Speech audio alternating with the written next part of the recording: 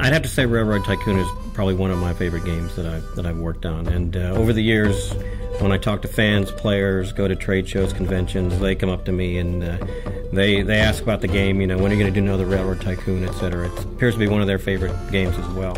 And here we are now with Railroads. All aboard!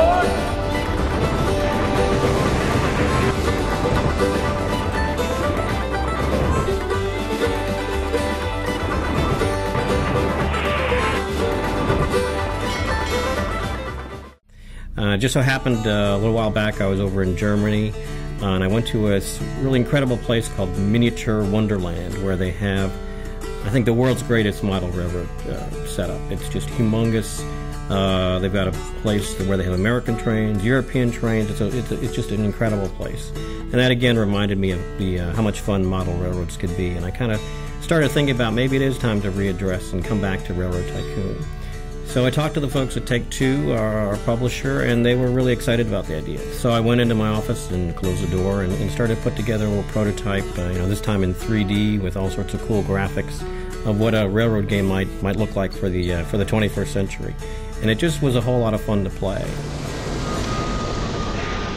The beauty of this game is that this was a time we didn't have many artists available, and so but Sid really had this desire to make this prototype. So he said, okay, well, give me a copy of 3D Studio Max and show me how to use it and let me get started. And it literally went back to the way he used to work 20 years ago, where he made his own art and he stuck it in the game. And so it was this amazing little, I mean, if you consider it as programmer art, it's an amazing little world that he created. Anybody else looks at it and they're like, oh boy, that's a little interesting. But obviously, you look at that and you say, okay, this is fun. What can we do to take that fun and bring it into the 2006 time frame? And I think that's what the guys did. I mean, they looked at it and they said, wow, we're going to clean this up, and they turned it into something that's just gorgeous.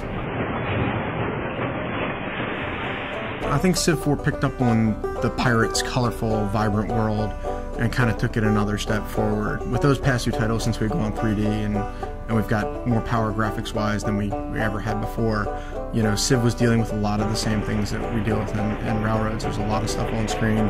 There's a lot of stuff to manage. So I think we took that same mold that they used in Civ in a lot of ways and then dialed it up a notch. It was definitely the goal to make this probably, the best-looking game we've done yet.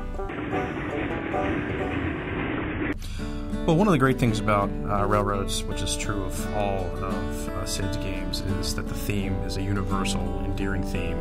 All of Sid's games are based in reality, games like Civilization, games like Pirates, games like Railroads, all based in real-life things, but he's able to drill right to the core of what makes those things fun. So that's sort of like the intersection between fun and reality, and we capture the best of both worlds. What's really cool about this game is, it's both a builder game and it's also a real-time strategy game.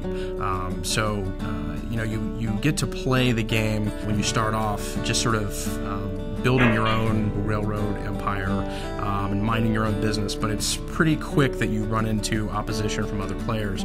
And in multiplayer, that's really, really fun. The game is extremely competitive. It's really, it really does give you a chance to be sort of, the backstabbing robber baron, which inspired, a lot of the gameplay.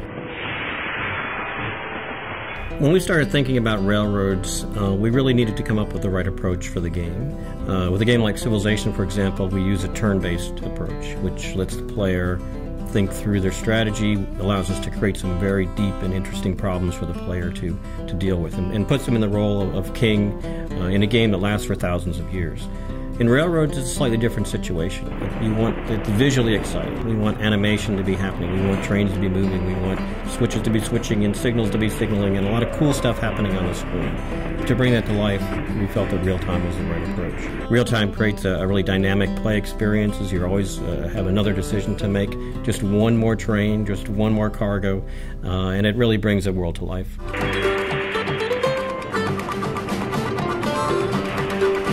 Everyone says that the Sid Meier games have the one more turn addictive nature, and I think this game, instead of one more turn, it's one more year, one more train, one more events. You start getting into all the more intricate strategies and realize, wow, is it 3 o'clock in the morning already? It was easy to get into and start playing, but before you know it, you've spent several hours just having a great time playing. And all of that ends up just taking all the time. You don't know where it's gone. By the time you're done, it's like, I want to do it again. I think that it just fits the bill. If you're a Firaxis fan or a Sid Meier fan, just like a Sid fan, you're going to feel right at home.